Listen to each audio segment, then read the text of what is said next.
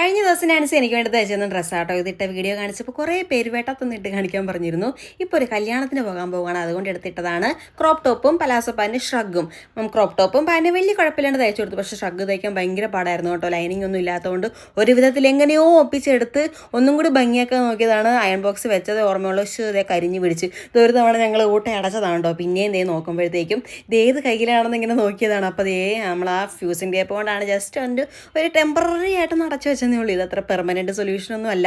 തൽക്കാലത്തേക്ക് ആ ഒരു ഊട്ട ഇങ്ങനെ ഇരിക്കുമ്പോൾ ഭയങ്കര വൃത്തികേടല്ലേ. നമ്മൾ ആ ഫ്യൂസിൻ്റെ ഒരു പീസ് വെച്ചിട്ട് യഥാർത്ഥ തുണിയും കൂടി വെച്ച് ജസ്റ്റ് ഒന്ന് അയൺ ചെയ്ത് കൊടുക്കുമ്പം തൽക്കാലം ആശ്വാസം, അത്രേ ഉള്ളൂ.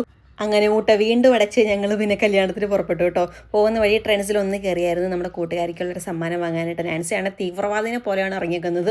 ഭയങ്കര വെയിലല്ലേ. അങ്ങനെ ഒരു വിധം നമ്മൾ ഓഡിറ്റോറിയത്തിൽ എത്തി. അവിടെ ചെന്നപ്പോൾ തന്നെ ഇതേ സദ്യ എല്ലാം വിളമ്പി വെച്ചിരിക്കുന്നത്. പിന്നെ ഒന്നും നോക്കിയില്ല, നേരെ ഇരുന്നും കൊണ്ട് കഴിച്ചു കേട്ടോ. ആദ്യമായിട്ടാണ് ഫസ്റ്റ് മന്തിക്ക് ഇടി പിടിക്കാണ്ടിരിക്കാൻ പറ്റിയത്.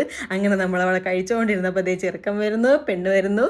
ഒരുപാട് ദിവസത്തെ ചർച്ചയ്ക്കൊടുവിലാണ് ഈ ബ്ലൗസ് ഒന്ന് ഒരു വിധത്തിലാക്കിയെടുത്തത്. അതുകൊണ്ട് തന്നെ ഇതിട്ട് മണവാട്ടി കാണാനായിട്ട് നാൻസി ഭയങ്കര എക്സൈറ്റഡ് ആയിരുന്നു കേട്ടോ. അപ്പോൾ കണ്ടു, സന്തോഷമായി, തൃപ്തിയായി. അങ്ങനെ കല്യാണമൊക്കെ അമ്പലത്തിൽ നിന്ന് കഴിഞ്ഞതാണ്. ചെറുക്കനും പെണ്ണും ബാക്കി വന്നിട്ടുള്ള ചടങ്ങുകളൊക്കെ നടന്നുകൊണ്ടിരിക്കുകയാണ്. ഇതെല്ലാം കണ്ടുകൊണ്ട് ഞാൻ സൈഡ് തിരിഞ്ഞ് നോക്കിയപ്പോൾ എൻ്റെ കൊച്ചവള് സർക്കസ് തുടങ്ങി കഴിഞ്ഞിരിക്കുന്നത്. ഇനി അവൾ അവിടെ നിർത്തിയാൽ ശരിയായാലും അവളെ തനി സ്വരൂപം പുറത്തു വരും. അതുകൊണ്ട് വേഗം അവളെയും പറക്കി ഞങ്ങൾ വീട്ടിലോട്ട് പോകുന്നു.